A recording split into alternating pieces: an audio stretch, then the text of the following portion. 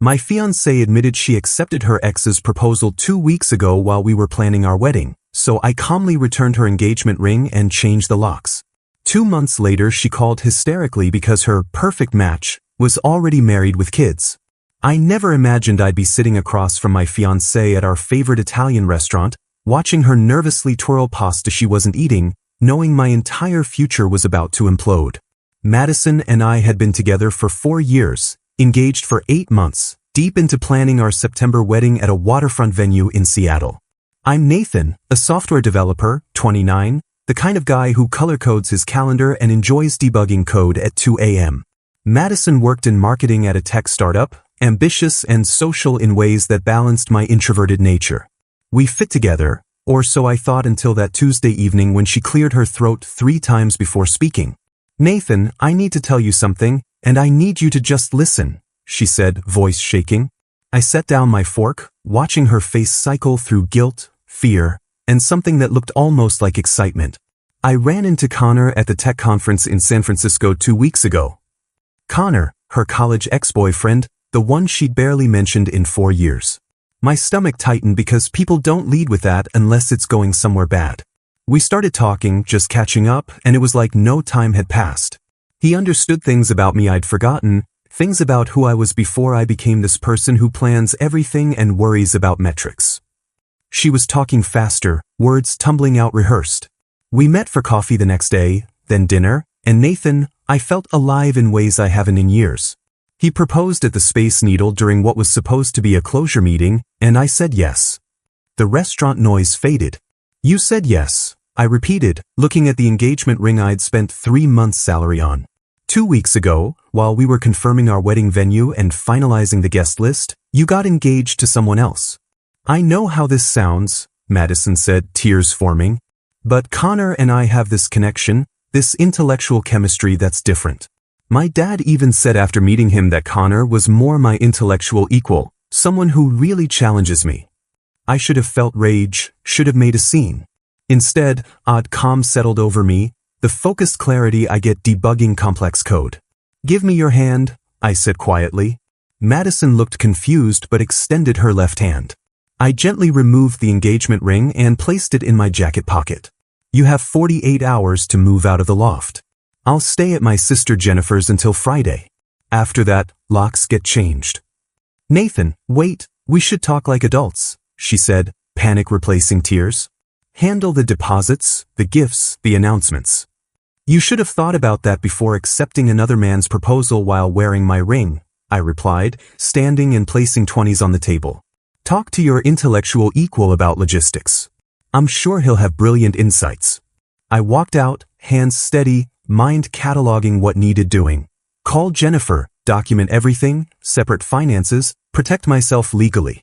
Behind me, Madison called my name. I didn't turn around. The next day at Jennifer's, my lawyer sister and I reviewed everything over coffee while my phone exploded with Madison's family messages. Her father Richard texted about how sometimes people need to follow their hearts even if timing is unfortunate. Her mother called twice about how these things happen, and Madison's always been passionate.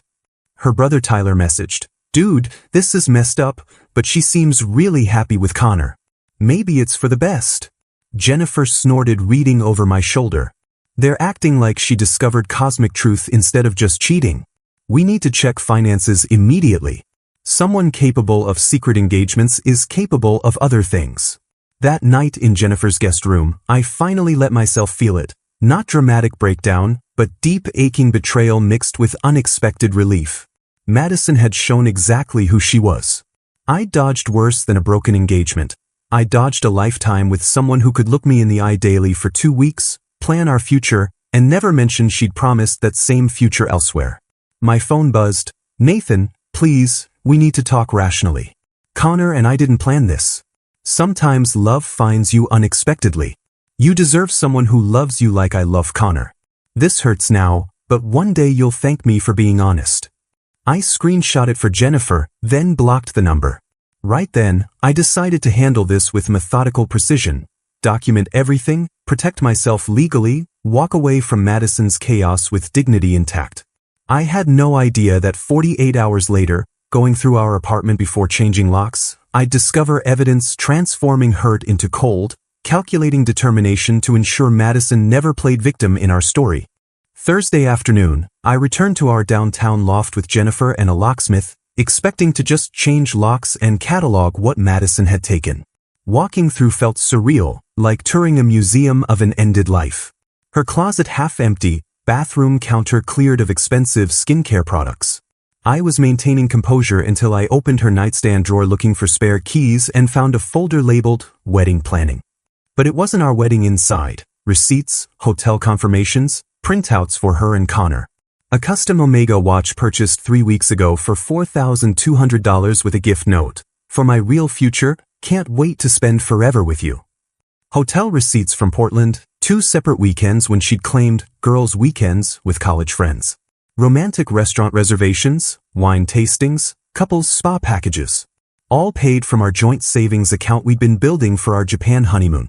I sat on the bed doing math that made my chest tight. Jennifer found me 20 minutes later, methodically photographing receipts with my phone. "Nathan, what did you find?" she asked, seeing my face. "She's been planning this at least a month," I said, eerily calm. October 15th, Portland hotel when she said she was visiting her roommate going through divorce. October 23rd, another Portland weekend during her supposed team retreat. November 2nd, this custom watch, same day she reminded me to finalize our wedding bands. Jennifer grabbed the folder, lawyer brain activated. "This is financial fraud. Over $12,000 withdrawn from your savings in 6 weeks. $12,000 of careful budgeting and smart investing, transformed into romantic gestures for another man." I pulled up our banking app, seeing withdrawals I'd been too trusting to scrutinize. "She listed them as wedding expenses," I said, almost laughing at the audacity. I thought she was handling vendor deposits. Jennifer was already calling her banking contact to document everything and file fraud claims. While she made calls, I continued searching, finding more evidence. A burner phone in her gym bag with hundreds of texts to Connor about how Nathan's so predictable and he'll never suspect anything. Photos together she'd never posted publicly, keeping Instagram carefully curated to show only our relationship. The locksmith finished while I boxed everything Madison left behind. The coffee maker I'd bought for her birthday, she told Connor she hated my cheap taste in appliances. Books I'd given her, unread, while she'd apparently devoured Connor's recommendations. Someone knocked. Through the new peephole, Rachel, Madison's sorority best friend. We'd been cordial at countless dinners. I opened cautiously. "Nathan, I'm so sorry," Rachel said, genuinely distressed. I tried warning her this was insane, that Connor was probably playing her, that she was destroying something real for fantasy. She cut me out 2 weeks ago for not being supportive of her true love. "You knew?" I asked. 3 weeks ago I saw them at a Portland restaurant. I was there for work, and there's Madison having intimate dinner with some guy who definitely wasn't you. When I confronted her, she made me promise not to tell because she needed time to figure out feelings and didn't want to hurt you unnecessarily. I should have told you immediately. I was exhausted to be angry. She would have done this anyway. "For what it's worth," Rachel continued, "I told her Connor seems too good to be true. The way he just happened at that conference, immediate proposal, supposedly successful tech entrepreneur, but I can't find real information about his company online. Something feels off."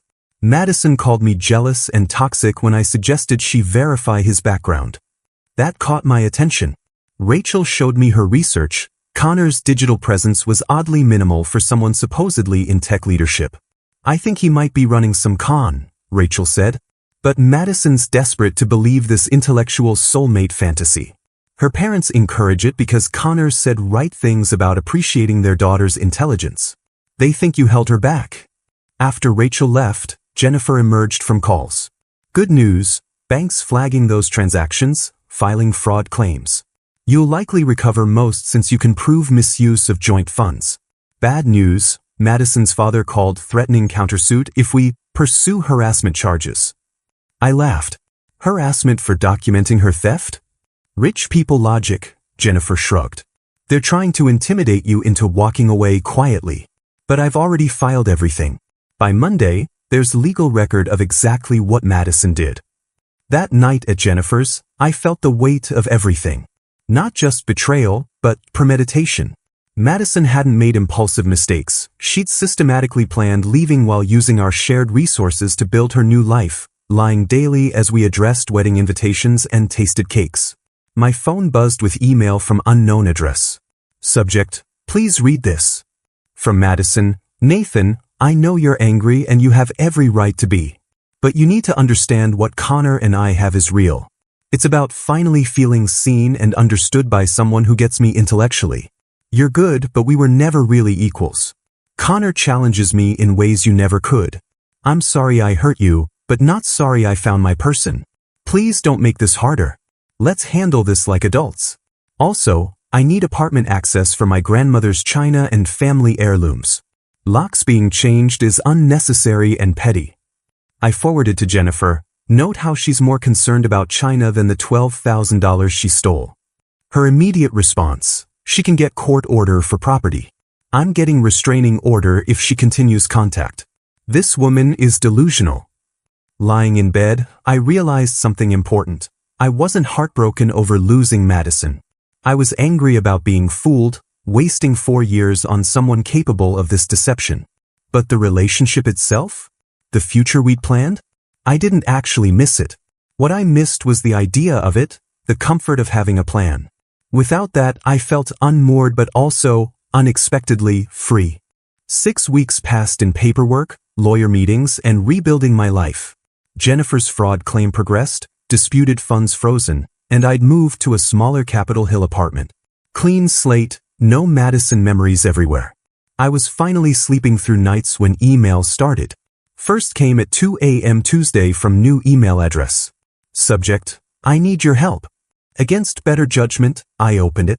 Nathan, I know we're not together anymore, but I'm in really difficult position and you're the only person I can turn to. Connor and I are trying to book our wedding venue, beautiful vineyard in Napa Valley, but they need $8,000 deposit by Friday and Connor's startup is going through temporary cash flow issue. They're about to close major venture capital round, but timing is terrible. I know this is awkward, but you've always been generous and I'm hoping you can help out just this once. I can pay you back in 3 months when Connor's funding comes through. Please, Nathan. This is my dream wedding venue. I stared in disbelief. She wanted me to fund her wedding to the man she'd left me for. The audacity was impressive. I forwarded to Jennifer. Is she actually insane? Jennifer's response: don't reply. She's testing boundaries to see if she can still manipulate you. Textbook financial abuse attempt. I didn't respond, but Madison wasn't deterred. 3 days later: Nathan, I haven't heard back about the venue deposit. Deadline is tomorrow and I'm getting really anxious. This isn't just about me, it's about doing the right thing. You've always prided yourself on being a good person, and good people help others even when uncomfortable. I'm going through difficult transition and you have means to make this easier. It's just $8,000. That's nothing to you. Nothing to me. Like I printed money instead of working 50-hour weeks saving it. Emails escalated, coming every few days with increasingly desperate, accusatory tones. I can't believe you're being this petty and vindictive over our breakup. We're adults, Nathan. Connor and I had to settle for less expensive venue because you refused to help. Hope you're happy sabotaging my happiness out of spite. My dad was right about you. You always were small-minded about money. Successful people invest in relationships, even after they end. Then nostalgia tactics. Remember when you said you'd do anything to make me happy? I guess that was only true when you thought you owned me. Real love doesn't end just because relationship does. I showed emails to Zoe, my coworker who'd become a friend during this mess. We'd started having lunch after she'd overheard me on phone with Jennifer about fraud case. Zoe was a UX designer, smart and empathetic, with this way of cutting through nonsense. She's literally asking you to pay for her wedding to another man, Zoe said, shaking her head. That's delusional entitlement. She genuinely seems to think I owe her this, I said. Like our 4 years created permanent financial obligation. You should respond once, Zoe suggested. Make it crystal clear you're not her backup bank. I typed single reply. Madison, I will not provide any financial assistance to you, now or ever. Please stop contacting me. Any future communication should go through my lawyer. Her response came within minutes. Wow. Just wow. I can't believe you're being this cruel. I guess I never really knew you at all. Connor would never treat someone this way, even an ex. He actually understands relationships evolve and change, but that doesn't mean you abandon people completely. This is why we didn't work, Nathan. You're cold and transactional about everything, even human connections. I blocked that email, but she created another. Then another. Each with slightly different appeals. I'm not asking for gift, just a loan. This is about basic human decency. You're proving everyone right who said you were emotionally unavailable. The breaking point came when Madison got my work email. Since you're ignoring my personal emails, I'm reaching out here. I need $3,500 for wedding planning expenses. Connor's investors are asking more questions than expected and funding is delayed another month. I know you get quarterly bonuses and yours should be coming soon. I'm literally begging you, Nathan. Don't make me ask my parents because they'll never let me hear end of it about marrying someone who can't even afford his own wedding. I immediately forwarded to HR and IT. They blocked her address and offered to pursue harassment charges. I declined, but security made a note in case she tried showing up at office. That evening, Jennifer called with update on fraud case. Bank recovered $11,400 of the $12,000. Madison has to pay it back in installments or face criminal charges. Her father's lawyers tried arguing it was gift, but burn her phone texts where she literally says, Nathan will never notice if I'm careful, destroyed that argument. She has to pay it back? I asked, feeling genuine satisfaction. Monthly installments of $950 for a year, starting next month. If she misses payment, criminal charges get filed automatically. Her father is furious. He didn't realize she'd actually stolen from you, thought this was just messy breakup where you were vindictive. Madison needed $8,000 for dream venue while simultaneously paying me $950 monthly for stealing. The irony was delicious. 2 days later, voicemail from unknown number. Madison's voice crying, Nathan, please pick up. I know you're screening calls, but this is emergency. My parents found out about fraud case and they're refusing to help with any wedding expenses until I take responsibility for my actions. Connor's upset because I told him I had money saved for wedding and now he knows I don't. Everything's falling apart and I really need someone who understands me right now. I deleted voicemail without responding. Madison started sending Venmo and PayPal requests with pathetic captions, $8,000, wedding venue, please help, $500, just for groceries, I'm struggling, $200, emergency car repair, literally stranded. I declined each and blocked her on every payment platform. 2 months after our breakup, I was finally sleeping peacefully when my phone rang at 3 a.m. Unknown number. I almost didn't answer, but something made me pick up. Madison's voice came through hysterical, barely intelligible through sobs. Nathan, oh my God, please, I need you to listen. Connor's married. He's married with kids. He has a whole family in Denver and I'm such an idiot. I sat up, brain struggling to process. Madison, slow down. What are you talking about? His wife confronted me at Starbucks today. Sarah. She showed me everything. Marriage certificate, photos of their kids' birthday parties, screenshots of Connor's active Tinder profile where he targets women at tech conferences. Nathan, he's been running this con for years. I'm not special. I'm not his intellectual equal. I'm just another Mark. Her voice cracked. I was scrolling Instagram and found his real account, not the fake one. Family photos everywhere. Their 10-year anniversary post from last month calling Sarah his soulmate. His kids are 7 and 5. He's been married this whole time. I felt strange disconnect, listening to Madison's world implode while sitting in my quiet apartment. Part of me wanted to hang up, let her deal with consequences. But another part, the part that had loved her for years, felt something like pity. I'm sorry that happened to you, I said, meaning it. That's genuinely awful. I left you for a con artist, she sobbed. I threw away everything real for someone using me. Sarah said Connor specifically targets women in tech who seem financially stable. He tells them about fake startups, gets them emotionally invested, then starts asking for money. She's been tracking him for months. Did you give him money? I asked, already knowing the answer. $23,000, Madison whispered. For his startup. For investor meetings. For bridge funding until VC money came through. Nathan, I maxed out 3 credit cards. I took out a personal loan. I was going to ask my parents for more before they found out about fraud case.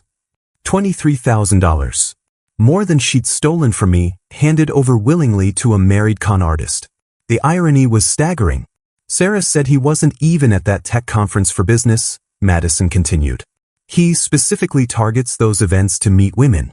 The Space Needle proposal talks about intellectual connection, the way he made me feel special, all a script he's used before. I found posts from other women on a forum. He used exact same lines on all of us. I could hear her spiraling. Where are you now? At my mom's. Crying on her couch like pathetic cliché. Sarah found me because Connor used my name on hotel reservation, tracked me through work profile. She wasn't even angry at me, Nathan. Almost sympathetic, like I was just another victim of her husband's hobby. Madison's voice grew smaller. She showed me his fake startup website. Completely fabricated. Team photos are stock images. Office address is a UPS store. Venture capital firms he claimed were interested don't exist. Connor doesn't even work in tech. He's freelance photographer who runs elaborate cons on the side. A freelance photographer. Madison had left a successful software developer for a con artist photographer who sold her fantasy startup story. I went to police, Madison said. But Sarah said they probably won't do much. Connor's careful to structure everything as gifts or loans between romantic partners. No paper trail proving fraud. He's been doing this for years without consequences. I'm sorry, I said again, because what else was there? Can we meet? Madison asked suddenly, desperately. Please, Nathan. I need to see you. Someone who actually knows me, who understands what I've been through. We could go to our old coffee shop, the one where we had first date. I just need to talk to someone real. And there it was. Real reason for 3 a.m. call. Not to warn me or process trauma, but to pull me back into her chaos. See if the safety net she called me months ago was still there to catch her fall. Madison, no, I said firmly. You made your choices. I'm sorry Connor turned out to be con artist, but that doesn't change anything between us. But I made biggest mistake of my life, she pleaded. I see that now. You were real, Nathan. Stable and honest and actually cared about me. Connor was just fantasy, and I was too stupid to see it. You weren't stupid, I said, surprising myself. You wanted something different from what we had, and you chased it. It didn't work out, but that's not on me to fix. Please, she begged. I can't handle this alone. My parents are furious. My friends all try to warn me. Rachel won't answer calls. You're the only person who might understand. I understand you're in pain, I said, but I'm not your emotional support system anymore. You ended that when you accepted another man's proposal. Call a therapist, Madison.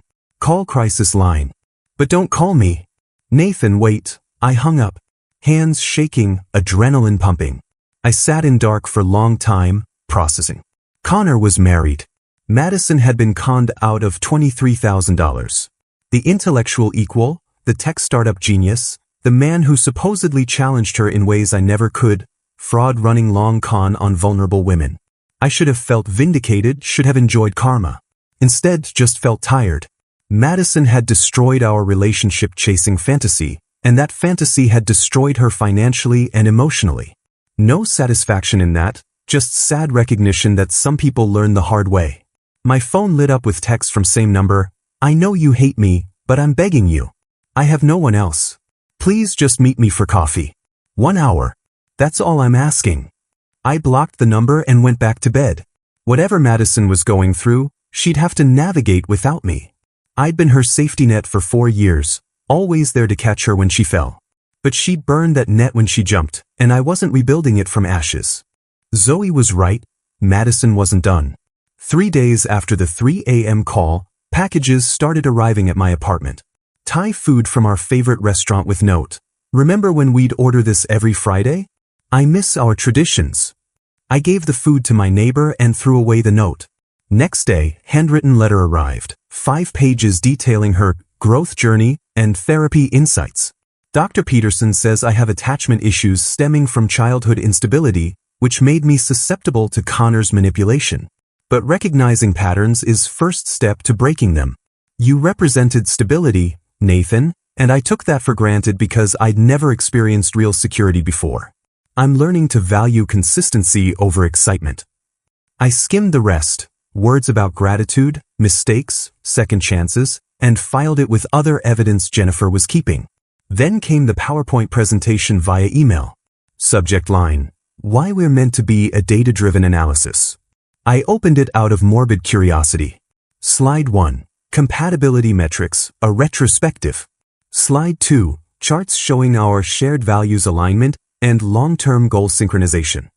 Slide 3. Mistakes were made, a statistical analysis of poor decision-making. She'd created graphs comparing relationship stability factors between me and Connor, with Connor scoring 0 across every category. Final slide. Proposed path forward, rebuilding trust through measurable actions. It was simultaneously impressive and completely delusional. She thought she could logic her way back into my life with charts, like our relationship was a business proposal needing better data visualization. I showed it to Zoe during lunch. She nearly choked laughing. She made a PowerPoint? An actual PowerPoint trying to win you back. With pie charts, I confirmed. Look at this one, time investment comparison, quality versus quantity. The audacity, Zoe said, scrolling through slides. She's treating your relationship like quarterly earnings report. Market analysis suggests Nathan offers superior ROI compared to fraudulent alternatives. We both cracked up, but my laughter died at the end. She CC'd this to her therapist for professional validation of her readiness for reconciliation. That's either HIPAA violation or therapist doesn't exist, Zoe observed. Either way, this is getting creepy. Emails continued daily, each more desperate. Madison had apparently told her therapist, real or imagined, all about me, and now felt I should know she was doing the work to become worthy of second chance. Then came the call from Madison's father. I almost didn't answer when I saw Richard's name, but curiosity won. Nathan, it's Richard. I hope you'll hear me out. His voice had lost that condescending edge. I'm listening, I said cautiously. I was wrong about Connor. About the whole situation. Madison's mother and I encouraged something we shouldn't have. We thought Connor represented success and ambition, but failed to see that real stability was already there. With you. I waited, saying nothing. Madison's devastated. Not just about Connor being fraud, but about losing you. She's been in therapy 3 times a week, trying to understand why she sabotaged something good. Her mother and I want to help make this right. How exactly? I asked. I'm prepared to invest in your startup. The one you mentioned at Thanksgiving, the project management software. I've looked into it, and I believe it has real potential. Consider it an apology and investment in your future. Our future, if you're willing to give Madison another chance. So that's where this was going. Richard trying to buy his daughter's happiness. Let me get this straight, I said slowly. You want to give me money for my business in exchange for dating your daughter? Not exchange, exactly. Just showing good faith. Madison's serious about changing. She's cut off old friends who encouraged superficial lifestyle. She's budgeting, working extra hours to pay back that loan. She's genuinely trying. Richard, I appreciate the offer, but no. My answer was no when Madison asked for wedding money, and it's no now when you're offering investment money. I'm not for sale. Nathan, please. Just think about it. Madison's my daughter. Seeing her this broken. She made mistakes, but she's paying for them. Doesn't she deserve chance at redemption? She deserves a chance, I agreed. Just not with me. I hope she finds happiness, Richard. But I've moved on. I hung up. An hour later, Madison texted from another new number. My dad called you, didn't he? I didn't ask him to do that, I swear. He's just desperate to fix things because he feels guilty. But Nathan, please don't let his interference ruin any chance we might have. I love you. I've always loved you, even when I was too stupid to realize what that meant. I didn't respond, but messages kept coming. I'm not the same person who left you. Losing everything through Connor, my savings, my dignity, it changed me. My therapist says I was running from intimacy because true vulnerability scared me more than being alone. Connor was safe because he was fake. You were terrifying because you were real. Please just talk to me. 5 minutes. That's all I'm asking. I blocked that number too, but Madison had learned persistence. Flowers started arriving at my workplace. Not small bouquets, massive arrangements that made coworkers whisper. Each came with cards. Forgiveness is divine. Everyone deserves second chance. Love means never giving up. HR called me in after 5th delivery. Nathan, we need to talk about the flower situation, my manager Karen said, looking uncomfortable. It's disrupting office environment, and some colleagues are concerned this might escalate. I've blocked her on everything, I explained. I don't know how to make her stop. We can help with that, Karen said. We'll refuse all deliveries addressed to you and contact her employer about harassment. But Nathan, if this continues, you might need legal intervention. That evening, I came home to packages stacked outside my apartment. Gifts I'd mentioned wanting months ago, specific mechanical keyboard, books from my reading list, vintage poster from my favorite band. Madison had kept mental notes of every casual comment, now using them to prove she paid attention. Notes attached broke my heart a little. You mentioned wanting this for home office setup. I remember everything you told me, Nathan. Every dream, every goal, every small detail that made you happy. I took it all for granted, but I remember now. I donated everything to Goodwill unopened and changed delivery instructions to refuse all packages. Final straw came when Madison's mother showed up at my apartment one Sunday morning. I opened door to find Patricia standing there, looking smaller and more vulnerable than I'd ever seen her. Mrs. Anderson, I said, shocked. Nathan, please, I just need a moment. May I come in? Against better judgment, I let her in. She sat on my couch, twisting tissue in her hands. Madison's destroying herself, Patricia said. She's not eating, barely sleeping. All she does is work and go to therapy and try to figure out ways to reach you. I'm scared for her, Nathan. As mother, I'm terrified. I'm sorry she's struggling, I said carefully. But that's not my responsibility anymore. I know. But seeing your child in pain, we pushed her toward Connor.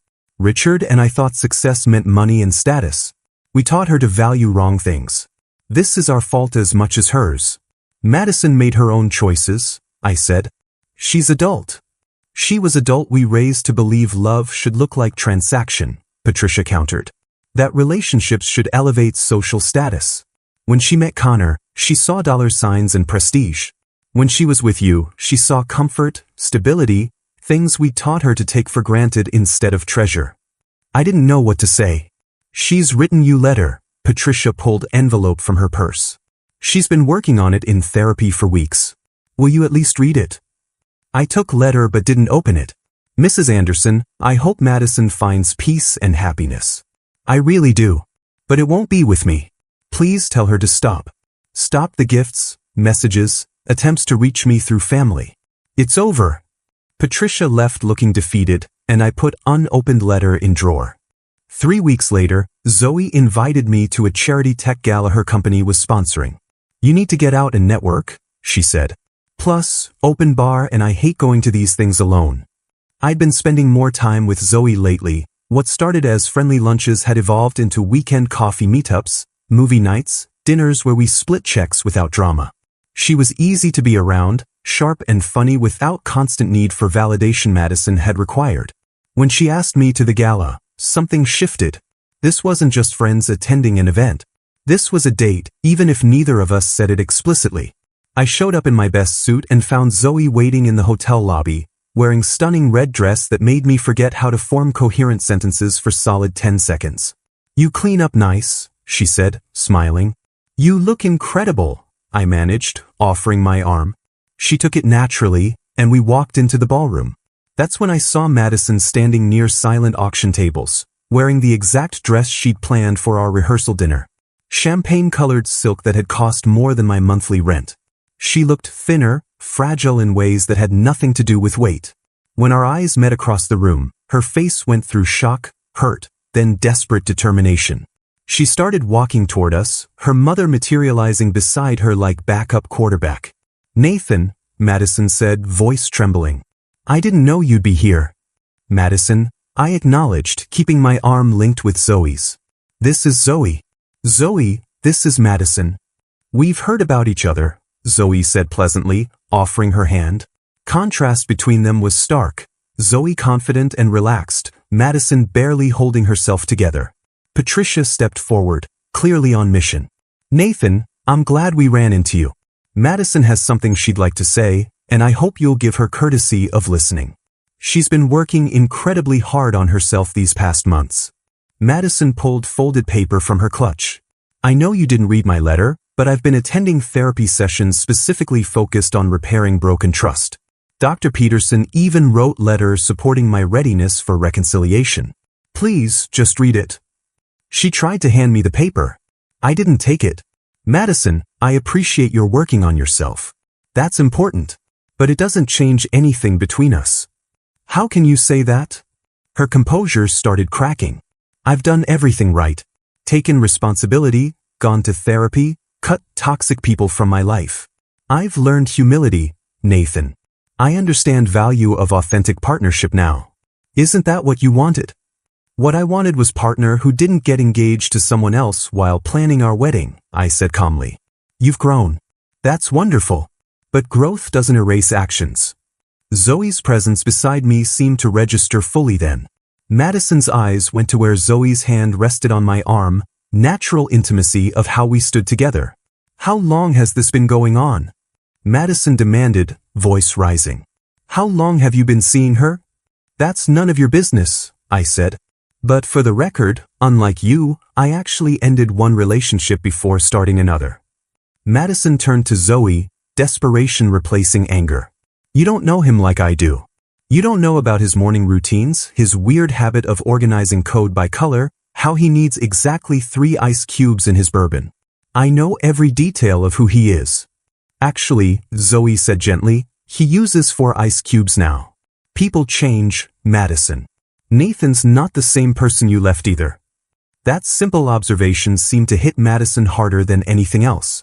Realization that while she'd been frozen in therapy trying to become worthy of past relationship, I'd been moving forward, changing, becoming someone new. Nathan, please, Madison's voice broke completely. Don't throw away what we had over pride. I made mistake, biggest mistake of my life. But I'm begging you, can't we at least try? Doesn't 4 years mean anything? It meant everything, I said quietly. Past tense. You didn't make mistake, Madison. You made series of calculated choices over weeks and months. You stole from me, lied to me, chose someone else. That's not mistake. That's who you are when you think you can do better. I thought I could do better, Madison admitted, tears streaming. And I was wrong. So wrong. Connor destroyed me, Nathan. Financially, emotionally, destroyed my reputation. And through all of it, all I could think was that you would never have done this to me. You would have protected me, valued me, actually been what you promised. And you would have kept taking me for granted, I said. Because that's what you do, Madison. You don't value stability until it's gone. You don't appreciate consistency until you've experienced chaos. I don't want to be safe choice you settle for after exciting option blows up. Patricia tried intervening. Nathan, surely you understand people make poor decisions when confused about what they want. Madison's not confused anymore. She knows exactly who she wants. Mrs. Anderson, with all due respect, Madison knowing what she wants now doesn't obligate me to provide it. Some bridges burn so completely that not even ashes remain. Finality in my voice seemed to penetrate Madison's desperation. Her shoulders slumped, mascara streaking cheeks. So that's it? You're just going to walk away with her and pretend 4 years meant nothing? I'm going to walk away because 4 years did mean something, I corrected. It meant I loved someone who didn't love me back the same way. Who saw me as placeholder until something shinier came along. I deserve better than that. And honestly, so do. But you won't find it by trying to resurrect something you killed. Madison opened her mouth to respond, but nothing came out. Patricia took her daughter's arm, looking decades older. We should go, sweetheart, Patricia said softly. I'm sorry, Madison whispered, not to me specifically, just to the universe. I'm so sorry for all of it. Zoe and I watched them leave, Madison leaning heavily on her mother, champagne dress that was supposed to celebrate our future now just another symbol of poor choices and broken dreams. "Are you okay?" Zoe asked once they were gone. I thought about it honestly. Yeah, I actually am. That was closure I didn't know I needed. "She really did love you," Zoe observed. "In her own broken way." "I know. But broken love isn't enough. Not anymore." 6 months later, Zoe and I moved into a modern condo in Bellevue with rooftop garden where we grew herbs and vegetables for our cooking experiments. We'd painted the office space together, arguing good-naturedly about whether sage green or light gray was more conducive to productivity. Zoe won with sage green, and she was right. It looked perfect. My software startup secured legitimate funding, not from Madison's father, but from venture capital firm that actually believed in the product. The mental health app we were developing focused on relationship patterns and emotional intelligence, helping people recognize red flags before they became catastrophic. Ironic that my failed engagement had led to creating something that might help others avoid similar disasters. I brought Zoe on as lead UX designer. Watching her work was fascinating. She approached problems with combination of empathy and logic that made users feel understood while maintaining clean, functional design. Our first beta testers said the app felt like having really insightful friend who actually knows what they're talking about. I deleted most social media months ago, keeping only LinkedIn for professional networking. But occasionally I'd hear updates through tech community grapevine. Madison's social media presence had vanished after screenshots of Connor's wife's confrontation went viral in our industry. She'd become cautionary tale, the woman who left stable relationship for con artist, complete with PowerPoint presentations and workplace flower deliveries. Rachel reached out once to tell me Madison had moved to Austin to work remotely for startup incubator. "She's trying to rebuild somewhere people don't know the story," Rachel explained. "How is she?" I asked, surprising myself by caring. "Getting better, I think.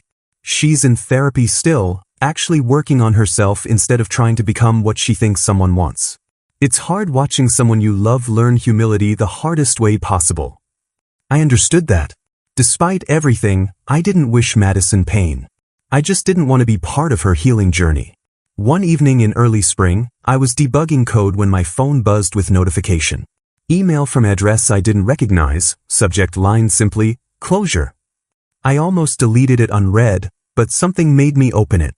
"Nathan, I know you probably don't want to hear from me, and I'm not asking for response. I'm writing this as part of my therapy work, making genuine amends without expecting forgiveness. I'm sorry for everything. Not just for leaving you for Connor, but for years before that when I took you for granted. For treating you like safety net instead of partner. For measuring your worth by how you made me look instead of how you made me feel. Connor was con artist, but I conned myself into believing I deserved better than what I had. Truth is, I didn't deserve you at all. You were kind, consistent, thoughtful, all things I'd been taught to see as boring instead of beautiful.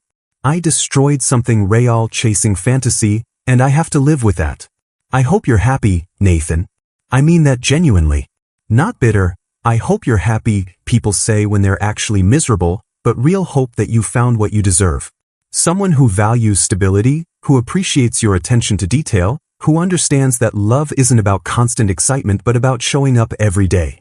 I'm sorry for everything, and I hope one day I can look back on this without crushing weight of regret. But mostly, I hope you've moved forward without looking back. Goodbye, Nathan. Thank you for 4 years, even if I didn't appreciate them at time. Madison, I read it twice, looking for manipulation or hidden requests. But it seemed genuine, real apology without expectations. I saved it to folder Jennifer and I had created for documentation, then closed my laptop. Everything okay?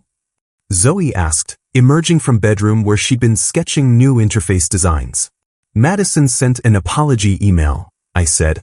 Actual apology or, "I'm sorry but maybe we could try again" apology? Actual apology. Therapy homework, probably, but it seemed sincere. Zoe sat beside me on couch, our rescue dog Debug immediately jumping up to join us. We'd adopted him 3 months ago, scruffy terrier mix with one ear that flopped and another that stood straight up. Madison had always wanted designer breed dog, something Instagram-worthy. Debug was perfect in his imperfection.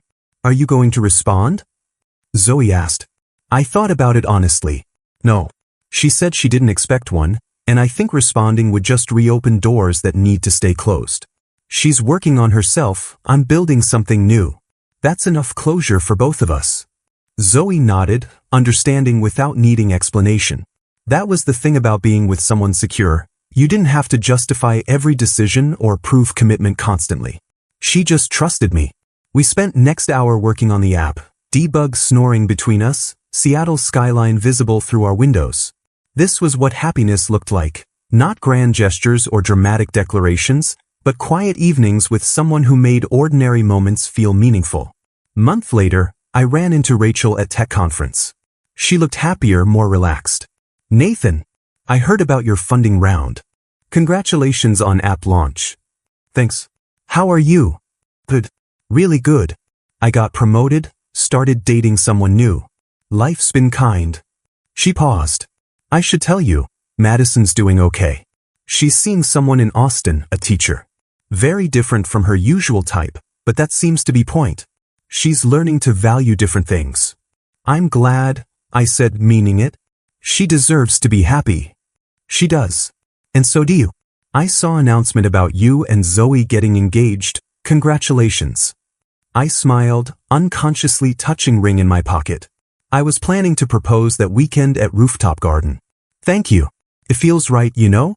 Like everything that happened with Madison, as painful as it was, led me exactly where I needed to be. Rachel nodded. Sometimes worst betrayals lead to best new chapters. Madison taught you what you don't want.